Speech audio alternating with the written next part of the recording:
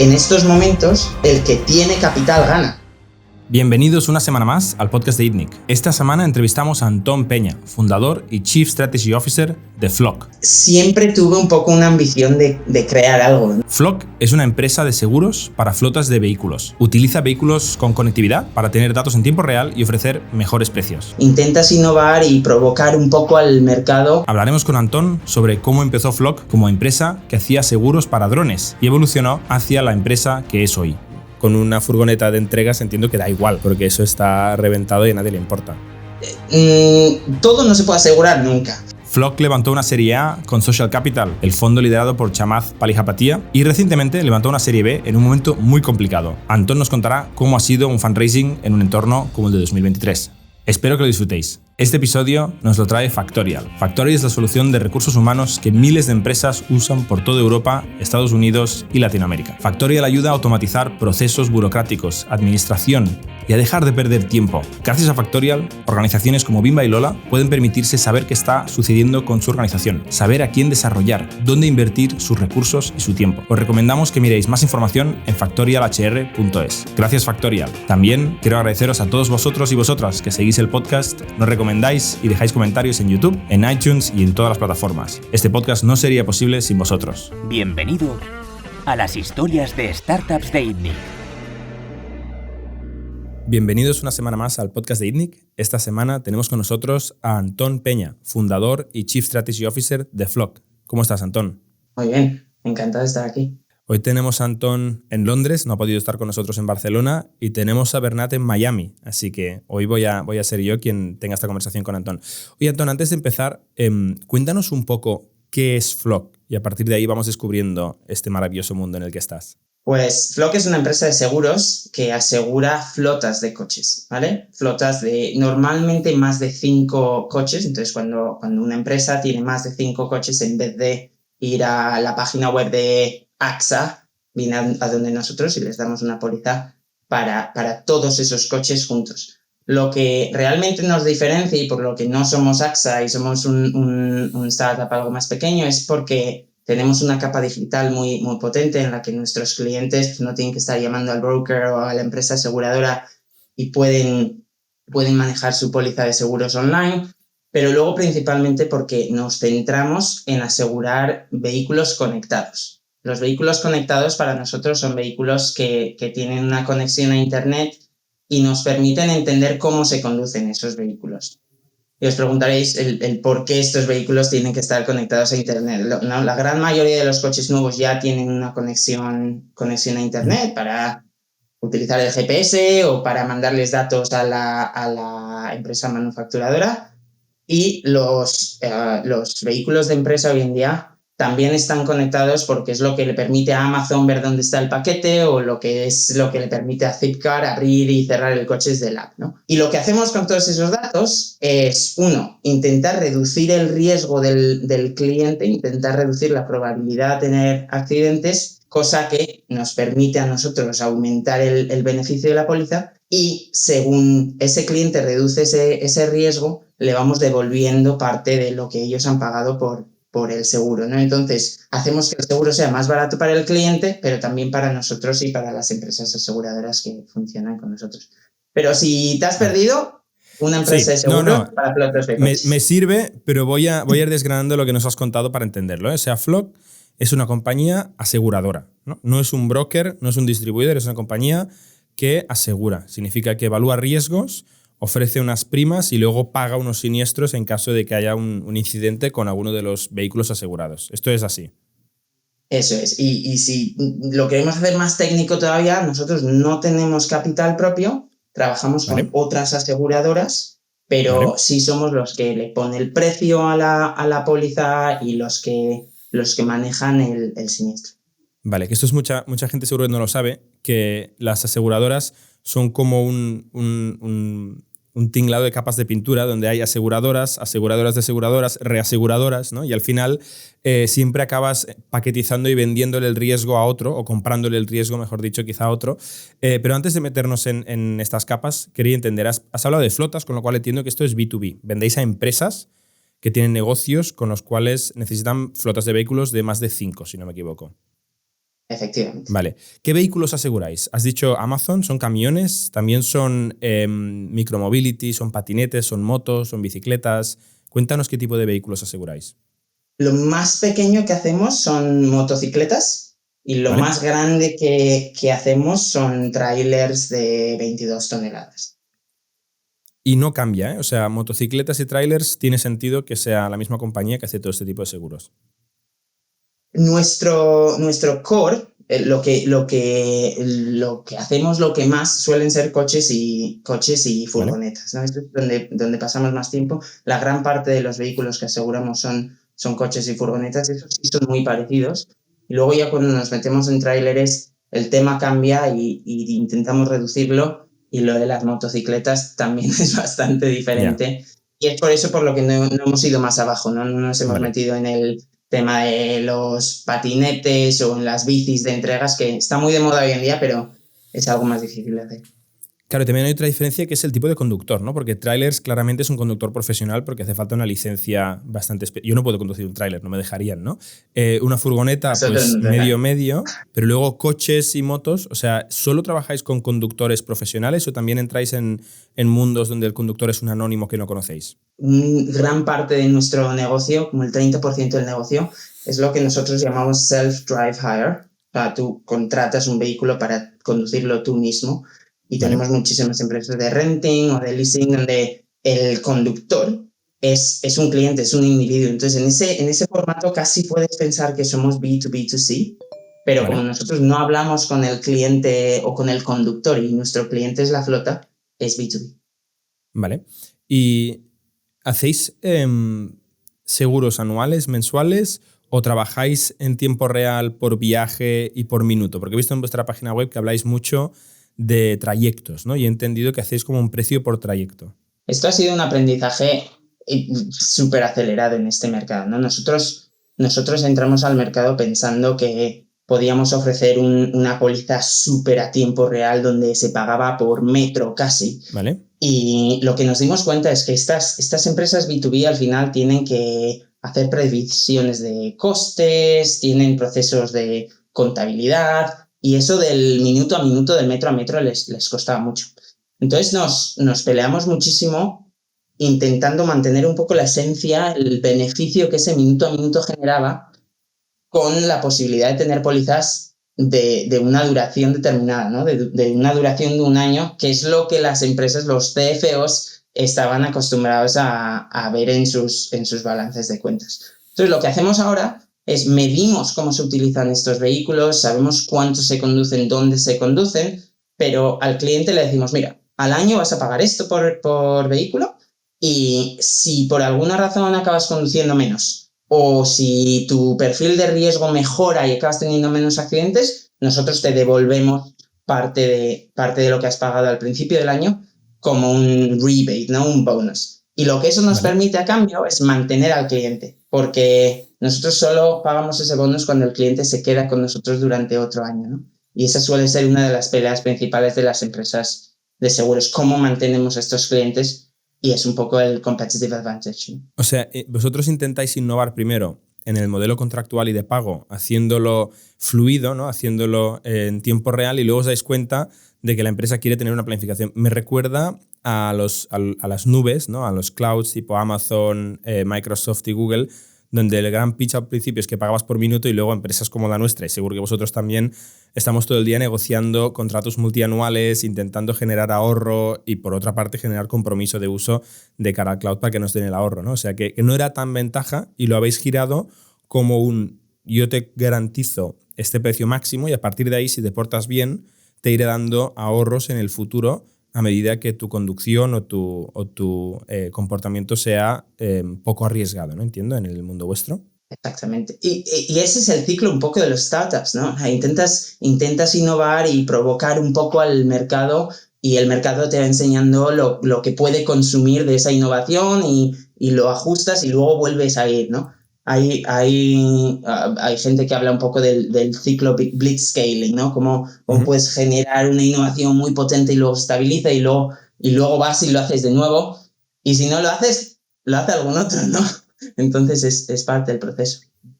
Vale, y vamos a profundizar un poco. Has dicho contratos anuales muchas veces, pero imagino que serán mensuales o anuales o lo que sea. ¿Qué cuesta asegurar un vehículo de promedio con Flock? ¿Cuál es el rango en el que os movéis de coste de asegurar un vehículo de este tipo? Pues la media está alrededor de 1.200 libras, que serían como 1.300 euros, Ujú. pero podemos bajar hasta 600, 700 por vehículo y podemos subir hasta 6.000, 7.000. Si estamos hablando de camiones, acaba siendo muchísimo más caro. Y luego tenemos ciertos perfiles de riesgo que son muy arriesgados. Por ejemplo, esos vehículos de Amazon de los que hablabas antes, estos son gente que van al milímetro, tienen que saltar del coche, entregar un paquete, volver a entrar, les pagan céntimos por cada entrada, ¿no? Y claro, la psicología de esa gente, la manera de trabajar esa gente es muchísimo más peligrosa que si tú fueses un fontanero y llegas a la casa y aparcas tranquilo y subes con tu maleta y vuelves a bajar y vuelves a coger el coche, ¿no? Y todo eso se tiene que calcular, se tiene que proyectar, ¿no? Con los datos que recibimos del vehículo para asegurarnos que al fontanero le cobramos lo que tiene que cobrar, lo que tiene que pagar y para que pues esa furgoneta de entregas pague lo que representa un poco el riesgo al que se Vale. acomete, ¿no? ¿Y aseguráis todo? O sea, obviamente siempre hay un seguro obligatorio a terceros, ¿no? Si haces daño a otros, pero luego también hay el seguro antirrascadas que con una furgoneta de entregas entiendo que da igual, porque eso está reventado y a nadie le importa. Todo no se puede asegurar nunca, ¿no? O sea, cada empresa, vosotros tendréis un montón de pólizas que cubren desde cyber a el edificio en el que estás, a que tú te patines o a que alguien os denuncie, ¿no? Entonces nosotros nos centramos en los riesgos alrededor de la operación del vehículo y lo que hacemos es, y esto es muy, muy común, todas las pólizas tienen una franquicia, ¿no? Y lo que esa franquicia hace es, en vez de decir, no, esto te lo cubro y esto no te lo cubro, dices, cualquier daño por debajo de este coste no te lo cubrimos y lo reparas tú, y cualquier cosa por encima del coste lo pagamos nosotros. Lo interesante en el mundo automovilístico es que normalmente tienes dos personas involucradas en el accidente. No es muy raro ver solo a una persona. Pues sí, esa rayadura, pues le he rayado el coche a otro y ya está. Pero si hay un accidente, estamos tú y yo en el accidente, ¿no? Y de lo que se trata en esos casos es de intentar resolver un poco la culpa, porque el que lleva la Ujú. culpa es el que paga la póliza. Pero cuanto más tiempo te pases peleando con el otro en resolver ese dilema, más te cuesta pagar esa reclamación, ¿no? Entonces, pues es casi un juego de intentar reducir esos costes, pero asegurarte de que solo pagas esos costes que tú o tu asegurado realmente deberían de pagar, ¿no? Vale. Y para entender el negocio de una aseguradora, has dicho que el promedio eran 1.300 euros al año por póliza. Esto es lo que se llama el premium, ¿no? Que es no sé cómo se dice en castellano, pero es el importe que paga el cliente por asegurar. ¿Qué os cuesta a vosotros asegurar ese vehículo subcontratando a una reaseguradora ese mismo vehículo de promedio? Esa es una mentalidad muy de producto, ¿no? ¿Cuánto me cuesta generar y cuánto le puedo sacar a ello? En el mundo de los seguros o en el mundo de las finanzas en general, si piensas en préstamos, funciona igual. Funciona un poco al revés. Normalmente el precio se determina en base a un acuerdo que tienes con el dueño del capital y luego el que lo vende se lleva una comisión. Entonces, Vale. nosotros de media estamos entre un 9 y 10% de comisión de esa venta, pero puede variar dramáticamente. Si traemos otro broker, eso se reduce, y si lo hacemos de manera directa, pues eso lo podemos expandir muchísimo más. Vale, o sea, tenéis más o menos un 10% de comisión. Y entiendo que los costes de un accidente, por ejemplo, los cubre ese 90%, ¿no? El que se lleva el 90%.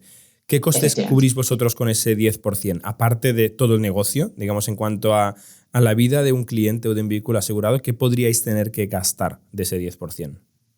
Lo diferente en nuestro caso es la componente de conectividad, ¿no? El cómo nos conectamos a ese vehículo. Nosotros tenemos dos maneras de conectarnos a los vehículos. Uno, conectándonos al sistema de conectividad que ya tiene el vehículo, ¿no? Si pensamos en flotas Amazon o pensamos en vehículos que están aparcados en la calle que los puedes abrir con el teléfono, esos ya tienen sistemas con los que tenemos integraciones, tenemos partnerships que nos mandan datos directamente, pero todavía tienes unos costes de procesado de datos, a veces se le paga al partner también, y si el cliente no tiene un sistema de conexión, nosotros les proveemos un sistema de tracking o de conexión, ¿no? Y ese suele ser una componente principal en el margen. Vale, pero que estamos hablando de ese 10% se lleva la mitad o se lleva un 10 o un 20%, ¿qué orden de magnitud cuesta esa conexión? Se lleva un 20% y esa es la parte tecnológica, ¿no? Esa es la parte que con volumen, con mejoras de plataforma la podemos realmente reducir. Vale, ok. Entonces, para entender el volumen, ¿no? Vosotros ahora, tú estás en Londres, ¿dónde tenéis operaciones? ¿En Reino Unido y en Alemania y en otros mercados? No, en Reino Unido. Solo en el Reino Unido ahora, sí. Luego seguro que lo exploramos un poco, pero nosotros empezamos como una empresa de seguros de drones y ese producto sí lo lanzamos en 16 países en Europa, pero ahora el producto de flotas solo lo tenemos en el Reino Unido. Y la verdad que pasamos de operar en un mercado de 10 millones de valor, ¿no? En el mundo de los drones, a estar en un mercado de unos 12.000 millones, ¿no? En el Reino Unido. Y cuando estás enfrente de semejante mercado, la verdad que se te olvida un poquito el tener que expandirlo a otros países, sobre todo cuando el producto que vendes es un producto muy regulado, en el que requiere un montón de licencias, normalmente tener operaciones muy locales. Entonces, por ahora, como que el Reino Unido nos basta. Vale. ¿Y cuántos vehículos están asegurados ahora mismo con Flock? Ahora mismo tendremos unos 23.000. Vale, que esto, si hago los números muy rápido, son unos 25 te millones veía de ahí euros. Usar la calculadora, sí. Bueno, este es fácil, ¿no? Mil y poco por 23.000, voy a poner 25 millones de primas anuales, más o menos gestionadas, ¿no? Sí, el año pasado facturamos 33.000. Perdón, 33 millones de pounds. Sí, de pounds, eso es. Muy bien, y esto ya solo con vehículos, olvidando lo de los drones, que luego lo comentaremos. Sí. El tema de los drones ya lo cerramos hace, creo que año y medio, y ya todo esto es flota. Vale. Luego nos metemos en drones, que tengo mucha curiosidad. Ok, y de esto, pues más o menos un 10% es caja para el negocio, del cual hay que pagar pues una estructura de equipo y captación de cliente y todo el resto de costes, ¿no? Has empezado hablando de conectividad y de flotas, como por qué AXA no puede servir a esto, ¿no? Ayúdame a entender, una vez eliminado el concepto de tiempo real, ¿qué ventaja, qué problema solucionáis al propietario de una flota que no soluciona una aseguradora un poquito más tradicional? Nosotros decimos que la razón por la que existimos es que el mundo en el que vivimos está cambiando muchísimo más rápido de lo que ha cambiado en el pasado, ¿no? Las empresas aseguradoras están muy acostumbradas a mirar al pasado para proyectar la cantidad de reclamaciones que van a pagar y poner precio en base a eso, ¿no? Y según mejoran ese algoritmo muy simple que tienen, van generando más beneficio del seguro que venden. En un mundo que de repente tiene coches completamente nuevos, coches eléctricos, coches que tienen sistemas autonómicos, flotas que de repente las pueden conducir cientos de personas, como con Zipcar, por ejemplo, ¿no? Todos esos cambios le dan muchísimo miedo a la empresa de seguros tradicional, ¿no? Como no saben lo que puede llegar a pasar, lo que hacen es aumentan el precio para generar un colchón por si de repente hay reclamaciones que no se las esperaban, ¿no? En el mundo del coche eléctrico es muy obvio. Ahora nos estamos empezando a ajustar con precios tradicionales, pero asegurar vehículos eléctricos ha sido muchísimo más caro exactamente por eso, porque nadie sabía cuánto iba a costar cambiar una batería o pagar un coche nuevo si había que sustituirlo, ¿no? Y es ahí donde todos esos datos te permiten moverte muchísimo más rápido y te permiten no penalizar al cliente cuando realmente está innovando. Vale, pero, o sea, es difícil poner precio al riesgo de esta nueva modalidad. ¿Pero qué hacéis vosotros? O sea, realmente, ¿qué habéis conseguido hacer que no estaban consiguiendo hacer las tradicionales? El Al final, el producto de seguros es un producto commodity, ¿no? O sea, todos los seguros que se han vendido en los últimos 100 años se han vendido en base a precio. Precio. Y el más barato ganaba. Entonces, nuestro rol en ese mercado es en inglés suele decir to decommoditize, ¿no? El parar que ese producto sea una commodity. Entonces, primero, buscamos formas en las que el cliente empieza a pensar en otras cosas en vez de solo en precio y vuelvo a esas dos cosas que he dicho al principio, ¿no? Y lo hacemos ofreciéndoles una capa completamente digital en la que el cliente maneja sus pólizas de manera completamente autónoma e independiente. Y segundo, trabajamos con ese cliente para reducir su propio perfil de riesgo. Y estas dos nos ayudan a reducir el precio también, porque cuando antes tenías a un montón de agentes en el teléfono o cuando antes tenías que pagar 100 reclamaciones al año y ahora pagas 50, hacen que el precio baja. Entonces, mientras que estamos jugando ese rol de parar de que este producto sea una commodity, también hacemos que el producto sea más barato. Y ese círculo es un poco lo que nos diferencia en el mercado. Yeah. O sea, al final es precio, ¿eh? O sea, vosotros mismos también estáis luchando en bajar el precio, que sigue siendo el más importante. ¿Ese software de gestión de pólizas, eso lo cobráis o eso va incluido y es una diferenciación que no se cobra explícitamente? Sí, va completamente incluido ¿Vale? y lo podemos hacer porque realmente generamos un retorno, no un ROI en lo que ese software consigue hacer, que es esa automatización y esa reducción de riesgos también. Vale. Y la reducción de coste, si la tuvieras que dividir en porcentaje, o sea, un 100% de la reducción de coste vuestra con Flock contra una asegurada tradicional, ¿qué parte dirías que viene en la cotización inicial, que es ese compromiso anual que adquieres con el cliente, y cuál viene en ese tracking en tiempo real que os permite ir dando cupones para el futuro, descuentos para fidelizar al cliente? ¿Cómo las repartirías? Voy a responder las preguntas al revés, ¿vale? ¿Vale?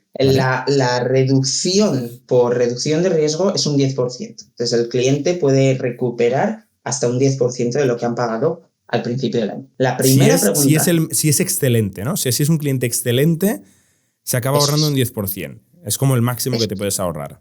Que es, sí. curiosamente, vuestro margen. Con lo cual, si se ahorra un 10%, vosotros entiendo que os quedáis sin margen. No, porque ese 10% viene de todo el premium, ¿no? Entonces, si el premium se reduce un 10%, nosotros en realidad pasamos de ganar un 10% a un 9%. Vale. Vale, y entiendo que también una cosa, Yo creo que perdona, el que... antes de ir a la segunda, también entiendo que tú tendrás lo mismo con tus aseguradoras, que es que si tú te portas bien, que ya no es con sensores y tal, sino es a base de no hacer partes, entonces las aseguradoras con las que tú negocias en volumen te van a dar a ti también rebates o te van a renegociar a mejor, con lo cual ahí juegas tu margen también, ¿no? Efectivamente, la manera en la que funciona ese 100% del premium del que estaba hablando ahora, eso no es premium que va a nuestro bolsillo y nos lo quedamos. Nosotros transferimos ese premium a la aseguradora que está detrás nuestra para que ellos procesen esas reclamaciones. Vale. Entonces, cuando digo que le devolvemos un 10% al cliente, es casi como ir al bolsillo de la aseguradora y devolverle esos 10 como si lo hiciese Robin Hood, ¿no? Vale. Entonces, ¿cuál incentivo tienes tú de reducirle la prima si tu comisión está fijada? O sea, ¿tú te beneficias cuando le bajas la prima al cliente final? Eso te da longevidad, ¿no? No sé si eso se dice en castellano, pero te da lifetime value. Eso hace Vale, que el cliente se quede contigo y ahora de repente pasas de quedarte un 9% un año a quedarte un 9% 2 años. Y eso vale. es lo que genera O sea, el no beneficio. ganas a corto plazo, pero ganas, digamos, fidelidad de ese Ganas algo cliente que... menos, Ujú, sigues ganando, ganas un 10% ujú. menos, pero te llevas otro año de premium, ¿no? Y lo que es Vale, interesante en los clientes que aseguramos nosotros es que crecen muchísimo. Todas estas flotas digitales hoy en día tienen un crecimiento casi exponencial. Entonces, si seguimos manteniendo, si seguimos renovando a esos clientes, el valor de la flota que ya tenemos sin traer nuevos crece por sí solo, ¿no? Y es ahí donde está el negocio. Vale. Y volviendo a la pregunta de antes, ¿no? Te decía, ¿cómo se reparte el ahorro entre el rebate y la cotización inicial, que es el momento en el que negocias por primera vez el contrato de un vehículo, de una flota de vehículos? ¿Ahí qué ahorro generas comparado con el mercado? Eso es lo complicado. Y el que esté escuchando esto y esté pensando que, vamos, esto se está complicando muchísimo, se puede complicar todavía más, ¿no? Vale. Como el mundo de los commodities es un mercado, el precio del seguro varía, ¿vale? Uh-huh. Entonces, el precio del seguro varía en base a la cantidad de capital que los inversores quieren meter a un mercado. Entonces, si la vertical de flotas está cobrando muchísimo, eso quiere decir que los márgenes son muy altos. Entonces, eso hace que atraiga capital y hay más inversores que meten dinero a ese mercado, ¿no? Lo que eso hace es que la oferta aumente para la misma demanda que había. Lo que hace es que los precios bajen. Entonces, los precios de los seguros oscilan constantemente. Normalmente suele ser un ciclo de unos 5 años, pero ese ciclo se puede acelerar o se puede desacelerar en base a macroeconomía, ¿no? Ahora mismo, con todo este tema de los intereses, estamos acelerando muchísimo el ciclo de perder capital en el mercado, cosa que está haciendo que los precios suban. Entonces, depende de en qué momento me preguntes esa pregunta, la respuesta cambia. El año pasado nosotros estábamos generando un 20%, un 15% de retorno al principio. Ahora eso se está complicando muchísimo, ¿no? Porque los precios están subiendo, nosotros también estamos teniendo que subir los precios, entonces ahora mismo casi estamos a la par al principio, cosa que hace que nos tengamos que centrar más en esa parte de hacer que el producto no sea commodity y vender esos features de los que hablaba. ¿Qué quieres decir con retorno? Ahí me has matado. Retorno, me refiero a generar un beneficio, el return, o sea, en el capital, ¿no? ¿Pero en qué capital? Tú no tienes capital, porque como has dicho, se lo pasas todo a otra aseguradora. Efectivamente, pero nosotros, si perdemos ese capital, perdemos el producto de venta. Entonces, tenemos la responsabilidad de asegurar un retorno a ese capital que está invertido en nosotros. Vale, o sea, me estás diciendo que tú, como partner de esa aseguradora, en realidad eres como un asset manager, que le estás dando una manera de rentabilizar su capital. Y tú, en ciertos momentos, le puedes dar bastante rentabilidad, ahora no le estás dando buena rentabilidad. Seguimos dándole rentabilidad, pero la rentabilidad es más baja. Es complicado y la pensar expectativa de rentabilidad en esta forma, ¿eh? Y la expectativa de rentabilidad es muchísimo más alta porque el capital ahora mismo retorna muchísimo más. Entonces, para nosotros como aseguradora, este momento es bastante tenso, ¿no? Porque tenemos que centrarnos más en lo que le podemos ofrecer al cliente y en de verdad reducir ese riesgo y menos en la parte esa de commodity de la que hablábamos antes. Vale.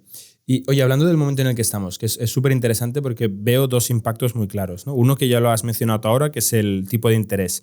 Si tú aseguras 1 millón de euros que puedes deberle en un año, ¿no? Si aseguras un periodo de un año, por ejemplo, ese 1 millón de euros de aquí a un año ahora es mucho más caro porque hay un tipo de interés que el 1 millón de euros hoy, ¿no? O sea, esto es lo que ha afectado también a las valoraciones de startups, al mercado de bolsa, a todo lo que se puede mercadear hoy en día. Por una parte, esto, ¿no? El capital es más caro en el futuro, con lo cual la prima tiene que subir para bloquear o garantizar ese capital futuro.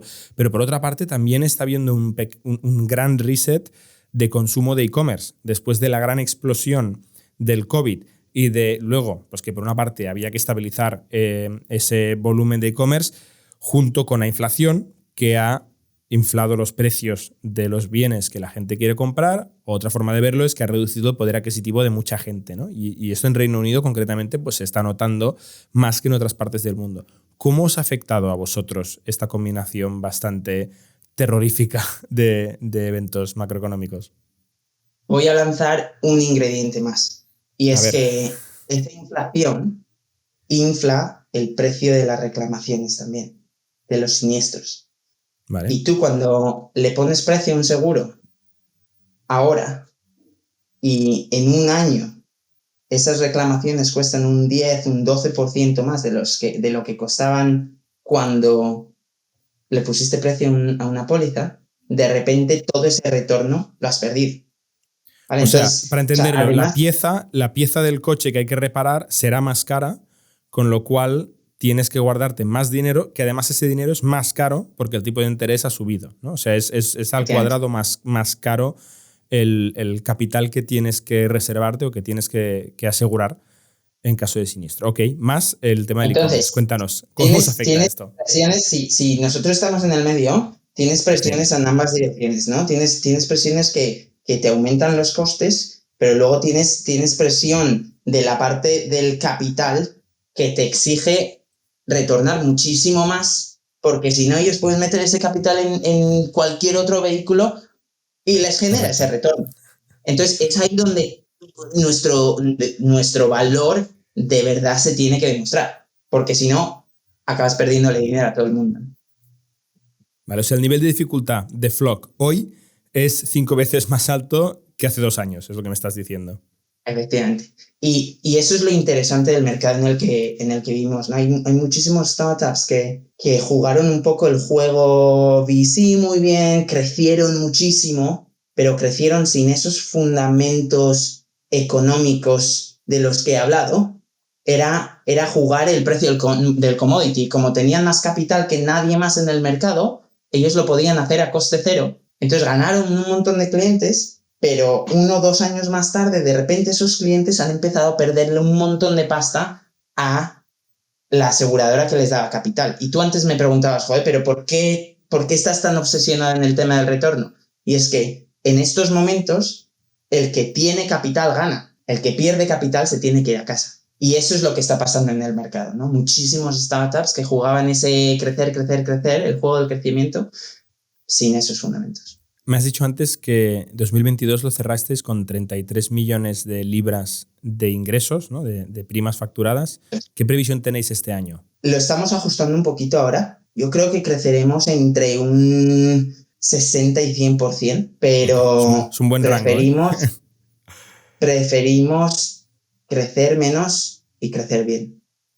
Vale. Y es algo que... Dime. No, acaba, perdona. Y es algo que es muy raro de ver en el mundo del VC, ¿no? O sea, el VC te mete pasta para que crezcas, pero en ese mundo en el que de repente todo eso que has crecido se puede quedar en agua de borrajas, es muchísimo más importante mantener esa posición que seguir creciendo. Y eso hace que la conversación con todos estos inversores sea súper interesante. ¿Y el año pasado, cuánto crecisteis? Más que un 100%, imagino. El año pasado crecimos de unos 7 a 33. De 7 a 33. Crecimos más de 4 veces. Vale, yo había leído que en 2021 habíais crecido 10 veces, o sea, de 700 a 7, ¿no? Más o menos la trayectoria. Ese crecimiento sí fue espectacular porque entramos en un mercado muchísimo más grande y de repente es cuando le das al product market fit, ¿no? En cuanto pasas de tener algo que medio vende a tener algo que, ¡pum!, de repente te lo quitan de las manos, explotas y es ese ciclo de blitzscaling que decíamos, ¿no? Y ahora nos estamos estabilizando, ahora entendemos el mercado muy bien y ya estamos pensando en qué más podemos hacer, pero con el ingrediente adicional de toda esa cautela de la que hablaba antes. Sí, bueno, a ver, o sea, a mí me encanta ver los números absolutos, ¿no? O sea, un año, si fuisteis de 700 a 7, significa que en realidad crecisteis 6 millones, más o menos, ¿no? Luego, de 7 a 33, crecisteis 16 millones, y este año, si dobláis, que por lo que me estás diciendo, pues es más complicado por todo lo que está pasando, sería meter más 33 millones. O sea, en realidad, el crecimiento que habéis hecho, que queréis hacer este año y que hicisteis el año pasado, es muchísimo más grande que el del 2021, porque ahí, en valores absolutos, estabais todavía arrancando, ¿no? Y me has hablado de crecer mejor. Para mí esto se traduce en rentabilidad. ¿Significa que este año podéis ser rentables o break-even? ¿O dónde os movéis alrededor de eso? Nosotros hablamos de 2 tipos de rentabilidad, ¿vale? El retorno en capital o el retorno sobre el capital y luego la rentabilidad de la empresa, ¿no? El break-even común de las VCs. Nosotros tenéis más caja a final de año que a principio de año, básicamente, ¿no? Efectivamente. Nosotros todavía no estamos ahí. Entonces todavía perdemos dinero como startup, pero tenemos una provisión que nos llevará a un punto de break-even, como dices, a finales del 2025 sin capital adicional. Entonces hemos montado un plan que nos permite sobrevivir y llegar a un punto en el que ya somos una empresa completamente sostenible.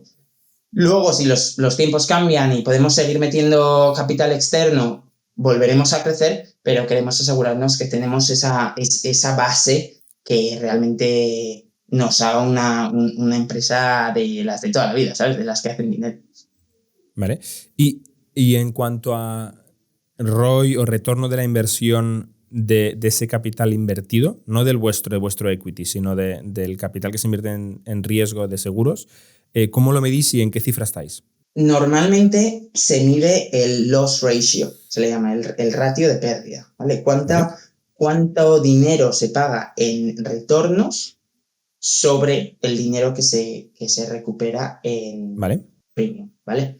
Y eso el año pasado lo cerramos a, yo creo que 75%. Entonces le estamos generando un retorno del 25% a ese capital, ¿vale? Ese es un retorno neto. Entonces luego la empresa aseguradora tiene los costes que tiene en mantener ese capital, en hacer el admin de ese capital, pero ese es el retorno que le generamos nosotros. Un retorno del 25%. Vale, ayúdame a hacer este cálculo con números redondos. Imagínate que el volumen asegurado son 100 millones. Eso es. Y nosotros pagamos en reclamaciones 75. ¿Vale? Entonces, en ese bote quedan 25 millones. De esos 25 millones, nosotros nos llevamos 100 millones es lo que se ha cobrado en primas. Se han cobrado en primas 100, se han gastado 75 en reclamaciones, han quedado 25. Efectivamente. Y luego ya de ahí nos vamos repartiendo los beneficios, ¿no? Nosotros nos llevamos nuestra parte y la empresa de seguros tiene los costes que tienen. Luego lo que se suele hacer, ya para hacerlo más complicado, es que ese capital, esos 100 millones que se han ido metiendo en una hucha para pagar reclamaciones, mientras están en esa hucha, antes de que se use para pagar las reclamaciones, se invierten. Entonces eso ya genera un retorno en ese capital.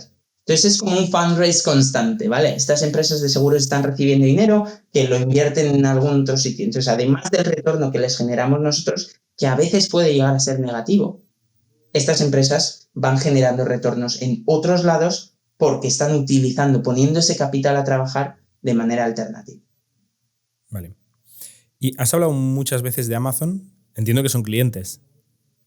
Y nosotros tenemos como el 33% de las flotas de Amazon en el Reino Unido. Entonces, una de cada 3 flotas en el Reino Unido que de no Amazon las aseguramos. O sea, que no es Amazon, sino son subcontratas, ¿no? Amazon contrata empresas locales de logística que luego os contrata a vosotros para asegurar su flota.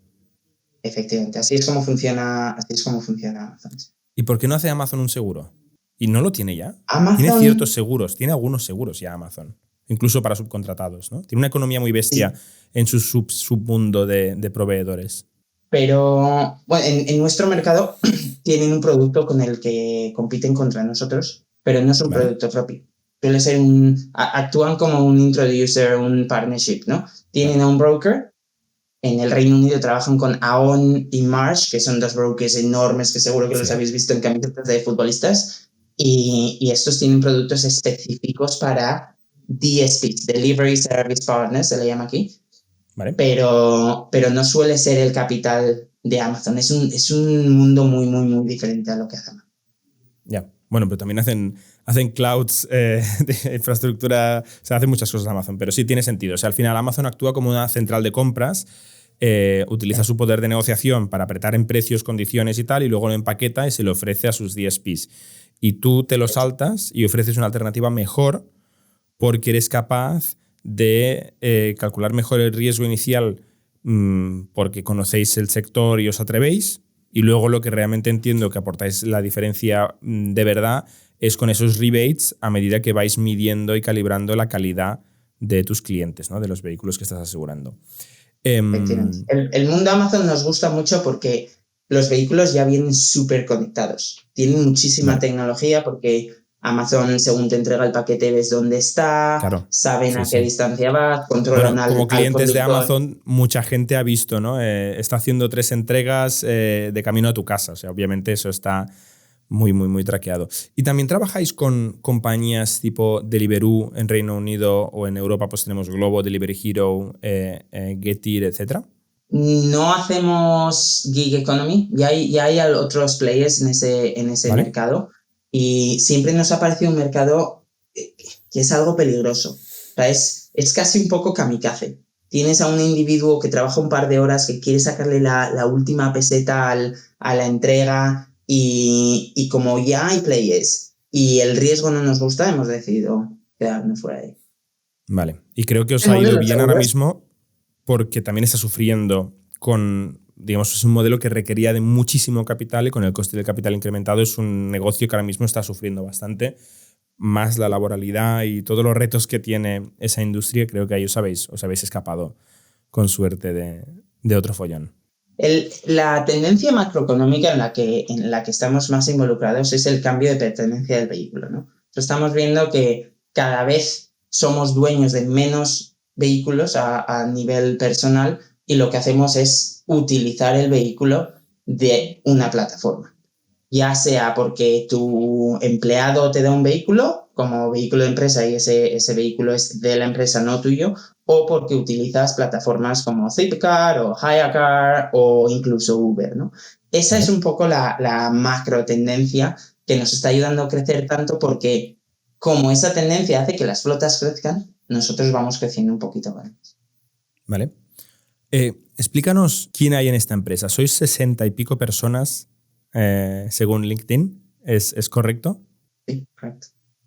¿Vale? ¿Dónde No te puedo están decir el número ubicadas? exacto, no sé, serán No, es igual. Yo tampoco te 66 sé igual, decir pero el nuestro, pero más o menos estas 60 y pico, ¿no?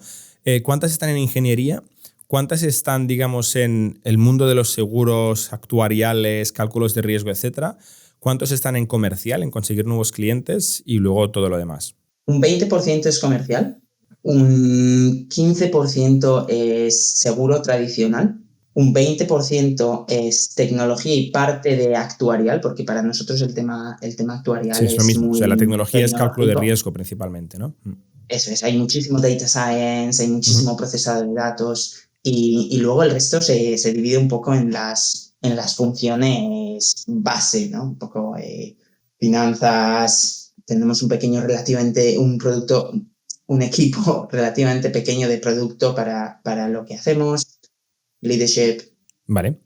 ¿Y qué hace el Chief Strategy Officer? Que me río porque es un rol comodín que muchas startups usan cuando no saben qué poner, le llaman Chief Strategy Officer y nosotros somos culpables, incluso Bernat durante un tiempo fue Chief Strategy Officer de Factorial y yo creo que también lo he sido de alguna cosa. Cuéntanos en Flock qué es el Chief Strategy Officer. Buena pregunta. Cambia cada 6 meses. Entonces, si hacemos ¿Vale? esto en 6 meses, me lo vuelves a preguntar. A lo que me dedico ahora es a explorar proyectos estratégicos que normalmente son expansiones o cambios importantes dentro de la empresa. Y ¿Vale? además de eso, soy el dueño de la componente de conectividad de la que hablaba tanto antes, ¿no? La conectividad es la arteria principal de nuestro diferenciador. Entonces, llevo los 33 partnerships que tenemos con empresas tecnológicas de datos, estoy trabajando con manufacturadores de vehículos como Ford, Mercedes, para obtener datos directamente de ellos. Entonces paso muchísimo tiempo en eso. O sea, partnerships, alianzas, relaciones. Pero también el equipo de Esa es tecnología. una, Ujú. esa es una parte y la otra es el explorar a dónde vamos a ir. Oye, que queremos expandirnos internacionalmente, lo deberíamos hacer, no. Hace 2 años tomaríamos la decisión así y ya está, ¿no? Según creces y puedes realmente analizar datos y hacer research, se trata de aumentar la calidad de esas decisiones importantes que tomamos en la empresa. Vale. Y luego Y, ya una vez sabemos hacia dónde queremos ir ujú. se rompe esa decisión, se parte en componentes y ya se le deja a cada función implementar un poco la parte de esa expansión, esa decisión. Vale. ¿Y tenéis equipo de estrategia? Ahora mismo soy yo con gente distribuida en cada equipo, porque Vale. es un poco lo que me permite realmente ver lo que pasa en todas las funciones y traer un poco eso a la función de estrategia. Vale. Y para entender esta evolución, ¿no? Porque me cuesta imaginar una startup el primer día, aunque las he visto, con un Chief Strategy Officer. También me cuesta imaginar una startup el primer día con un Chief Executive Officer. O sea, al final el primer día hacen falta programadores y vendedores, ¿no? Si haces, sí. Exacto. Si haces software, solo hace falta alguien que cree y otro que venda. Pero cuéntame cómo ha sido esta evolución, porque en LinkedIn tú empiezas como Chief Product Officer y hace un tiempo te conviertes a Chief Strategy Officer. ¿En qué momento aparece la necesidad de este rol? Yo siempre he estado en el mundo del producto, ¿no? Me eduqué como diseñador, me dediqué a diseñar coches, monté un startup, monté el producto. Entonces, mi transcurso natural en Flock era seguir haciendo eso. Pero llega un momento en el que te das cuenta que, joder, lo que estás haciendo se complica mucho. Tienes capital para atraer a gente con muchísimo talento técnico y específico y hay gente que se ha peleado con los mismos problemas con los que te estás peleando tú, pero ya tiene experiencia en lo que funciona y lo que no funciona, ¿no? Entonces ese es un poco el momento de decir, oye, yo puedo continuar ofreciendo valor a la empresa, pero de manera algo diferente. Me conozco la historia, me conozco el producto, me conozco el mercado, me conozco el dónde podríamos ir. Tengo un montón de conexiones, pero seguro que hay alguien que ha llevado un producto de equipo muchísimo más grande, un equipo de tecnología muchísimo más grande, ¿no? Y ese es el momento en el que dices, oye, ven aquí, ayúdanos y vamos a seguir para adelante. Y lo que me permite este rol de estrategia es un poco ejercer en roles muy diferentes, ¿no? Hay momentos, o sea, yo he sido Interim Chief People Officer en Flock y he ayudado a transicionar al Chief Underwriting Officer, ¿no? Entonces, o sea, puedo ser un poco camaleónico, ¿no? En todos esos roles y probablemente ejercer un trabajo mediocre en todos esos roles, pero en cuanto encuentras a alguien que realmente sabe hacer lo que la empresa necesita que hagan, pues son ellos los que lo tienen que hacer. Vale. ¿Y sois dos fundadores? Efectivamente. Y seguís los dos al pie del cañón. Con un poco más de pelo blanco y eso, pero sí, ya sé de qué va.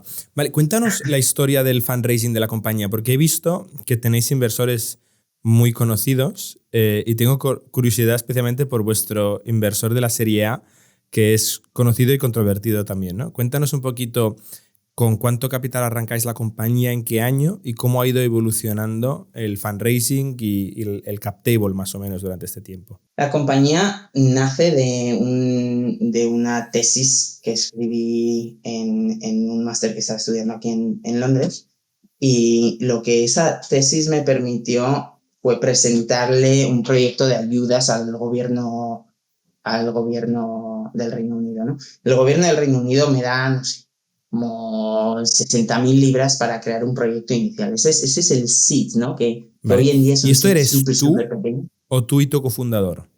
Eso al principio soy yo. Vale. Y yo tengo una idea.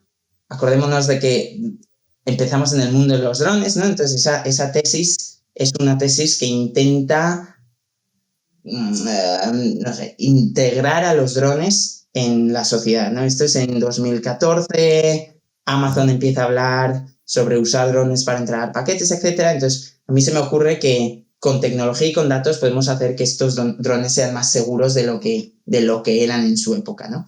Entonces yo escribo una tesis, me dan algo de dinero del gobierno, creo un prototipo, empiezo a hablar con un montón de gente intentando entender cómo podíamos crear un producto de esa tecnología.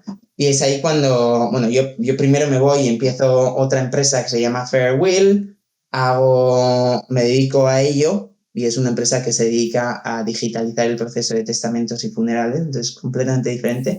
Me dedico a ello por año y medio y ya cuando decido dejar eso porque no es mi mercado, decido volver a Flock, y cuando decido eso es cuando me encuentro a Ed, que es el CEO de la empresa ahora, el CEO de Flock, que bueno, me lo presenta el cofundador antiguo de Farewell, y resulta que Ed ya estaba metido un poquito en el mundillo, había escrito un par de tesis en hacer que los vehículos autónomos fuesen más seguros, entonces decidimos unir fuerzas. Para entonces ya hay algo de capital en la empresa, tenemos un prototipo, ya sabemos que el mundo de los seguros puede ser una de las estrategias de go-to-market, y ya de ahí, en cuanto nos juntamos los dos, levantamos, se me escapan los números ahora, pero creo que unas 300.000 libras ya para montar un equipito, crecemos a 7,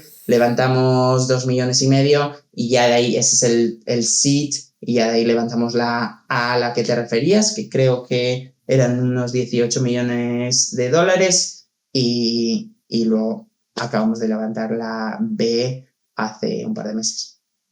¿Qué tal ha sido este último fundraising hace un par de meses? Muy duro. ¿Cuánto tiempo habéis tardado desde que decidís vamos a buscar capital hasta que llega el dinero al banco? No, pues la verdad que esto muy bien, no se nos alargó mucho, pero nos pusimos ahí a mitades de septiembre y ya en diciembre teníamos un term sheet y lo cerramos en febrero. Bueno, o sea, 3 meses para el term sheet y 2 meses para la pasta. O sea, es un ciclo de fundraising de los de antes. O sea, no de los de hace un par de años, sino de los de antes de hace un par de años, que no está mal. Estábamos acostumbrados a hacer fundraising durante una semana y luego closing durante un mes.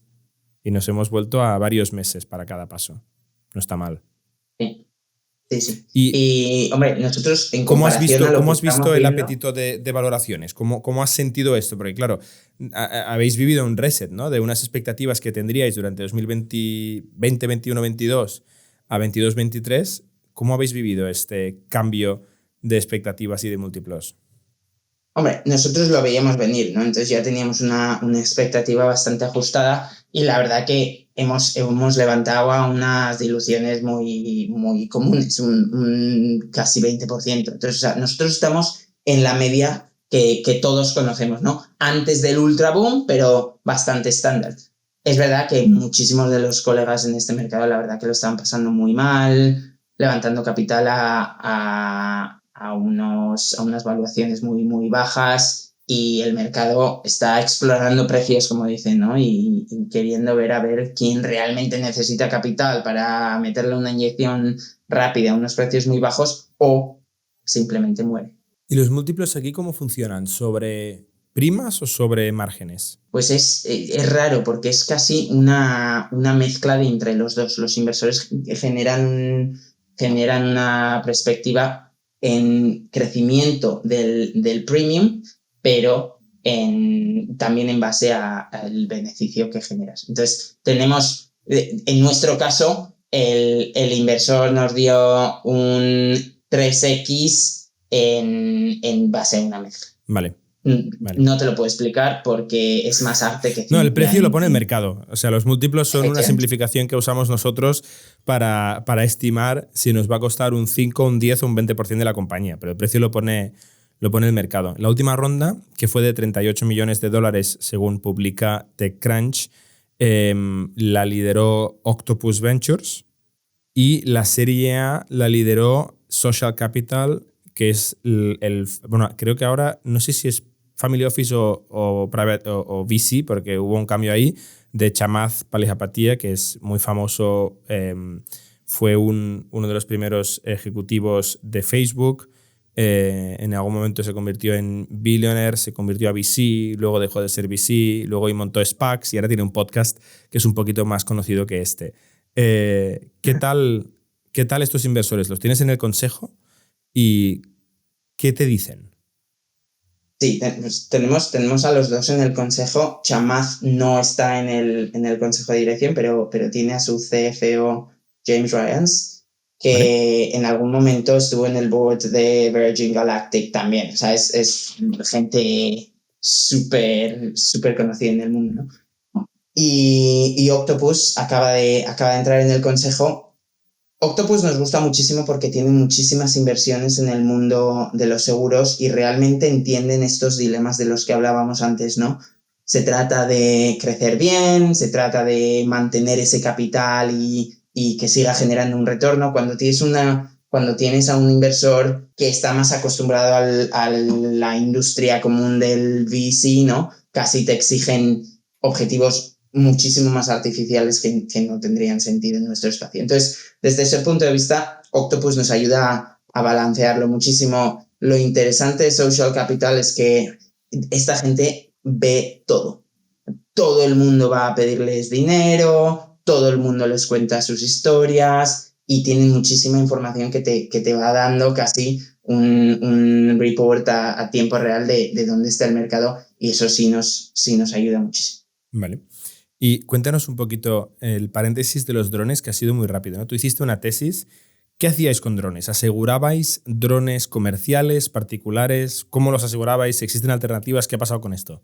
Pues empezamos asegurando todo tipo de drones. Montamos una app que te permitía comprar un seguro por hora. Entonces tú decías, yo voy a volar aquí, en un parque de Londres. Y ibas a la app y nos decías dónde ibas a volar, y en base a el viento y si iba a llover o no y la cantidad de gente alrededor tuya, etcétera, etcétera, te dábamos un precio, ¿no? Y lo que eso hacía... Perdona, ¿asegurabais el dron o asegurabais si se le caía a la cabeza de alguien el dron? Los dos. Vale, Los dos. okay. Lo interesante es que lo de la cabeza, el third party liability, ¿no? Era un requisito legal, y el dron ya lo cubríamos porque es un poco lo que le atrae al cliente, ¿no? Y nada, nos metimos en ese mundo, empezamos a asegurar drones particulares y drones comerciales. Nos dimos cuenta que el mundo de los comerciales era más interesante, era más fácil vender productos, y acabamos asegurando un 40% de los drones en el Reino Unido. O sea, acabamos siendo una marca súper, súper potente en ese espacio, pero llega un momento en el que... ¿Es agricultura principalmente? ¿Dónde están estos drones en UK? Está como bastante distribuido. Tienes infraestructura, construcción, los usan muchísimo, agricultura, seguridad, cinematografía. Está bastante distribuido. Vale. Nosotros no teníamos una vertical muy clara. Vale. Y nada, llegamos a asegurar un 40%, lanzamos el producto en esos 16 países de los que hablaba en Europa, y acabamos lanzando el producto de flotas también. Y ya cuando lanzamos ese producto de flotas nos dimos cuenta de que, hombre, estar en un mercado que realmente tiene expansión, que realmente te permite crecer, pues es incomparable, ¿no? En comparación a lo que teníamos en el mundo de los drones. Nosotros lanzamos en un mercado que prometía mucho, pero no creció lo que prometía al principio. Entonces, en vez de morir con ese mercado, pues acabamos lanzando en un mercado adyacente y con el tiempo centrándonos en ese mercado.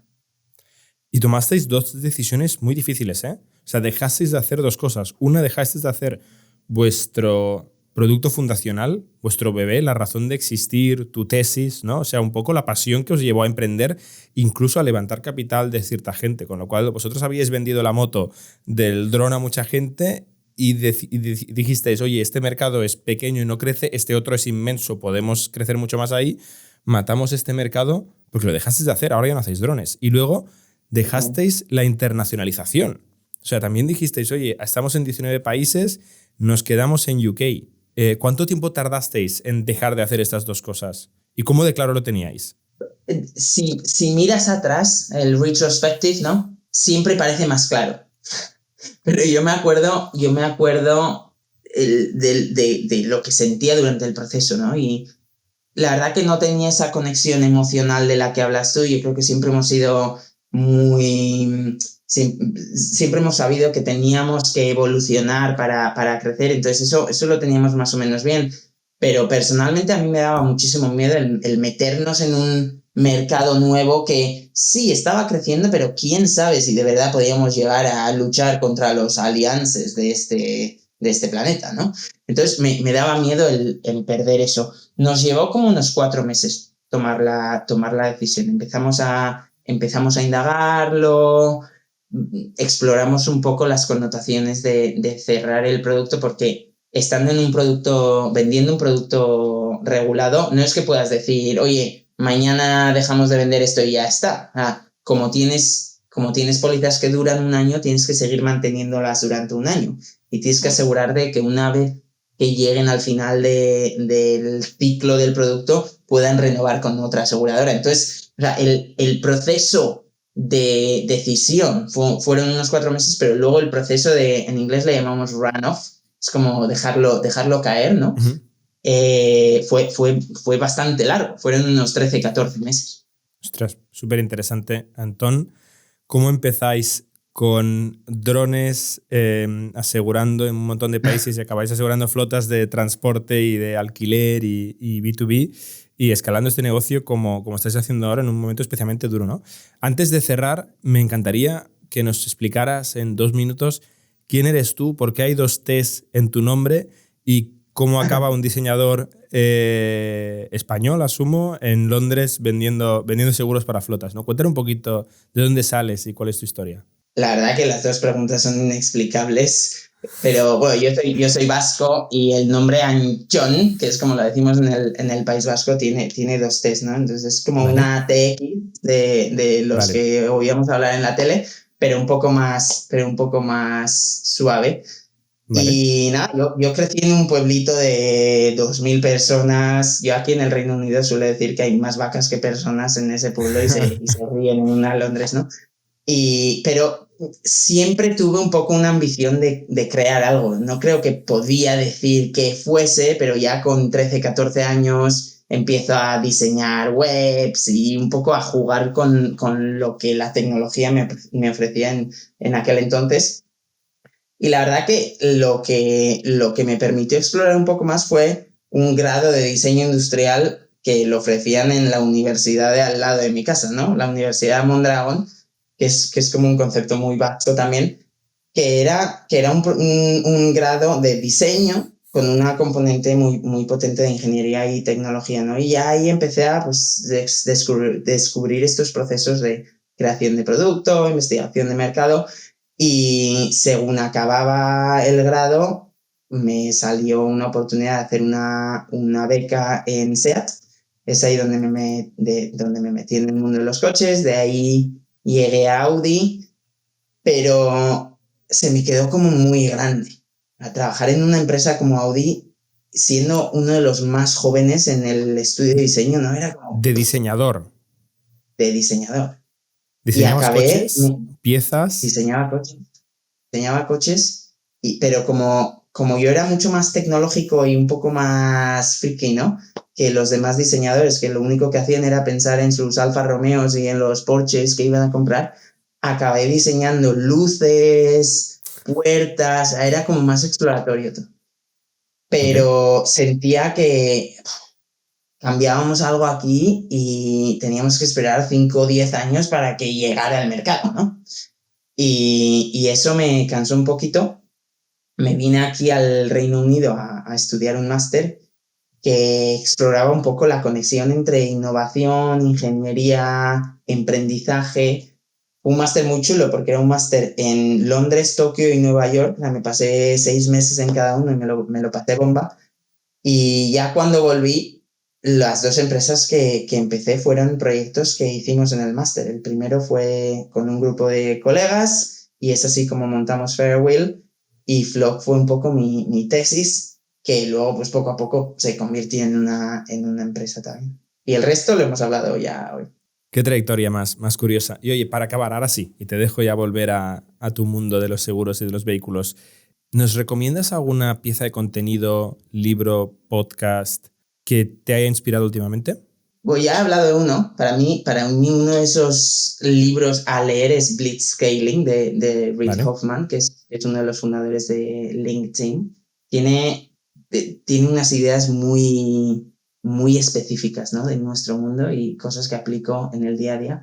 Y luego un podcast que yo lo sigo de manera súper religiosa es el podcast de All In de Chamath, Jason Calacanis, David Friedberg y David Sachs, que son gente de increíble éxito que han crecido en Silicon Valley, que dan un poco una perspectiva muy real de lo que está pasando, ¿no? Son 4 colegas, Chamath siempre dice que él no prepara nada, él aparece al podcast y hablan así de cosas que son súper diferentes del uno al otro, pero de verdad tienen ideas que son súper de hoy en día y muy innovadoras. Entonces, ese lo recomiendo mucho. Seguro que algún otro lo ha recomendado aquí antes también, pero si no lo conocéis, de verdad darle una oportunidad. Muy bien, pues gracias por la recomendación. Como disclaimer, tienes a uno de los hosts de este podcast en el cap table, con lo cual quizá no eres del todo objetivo, pero la verdad es que es entretenido. Yo también lo sigo y lo he recomendado muchas veces. Oye, Antón, muchísimas gracias por tu tiempo, mucha suerte. Y a todos los demás, gracias por escucharnos y hasta la semana que viene. Somos un ecosistema de startups tech de Barcelona, creadores de Camalún, Kipu y Factorial, entre otras. Ofrecemos más de 5.000 metros cuadrados de coworking a startups y organizamos eventos diarios para discutir negocio y tecnología hasta la saciedad. Desde Ithnic Fund invertimos en equipos con capacidad de construir grandes productos y negocios. ¡Te esperamos!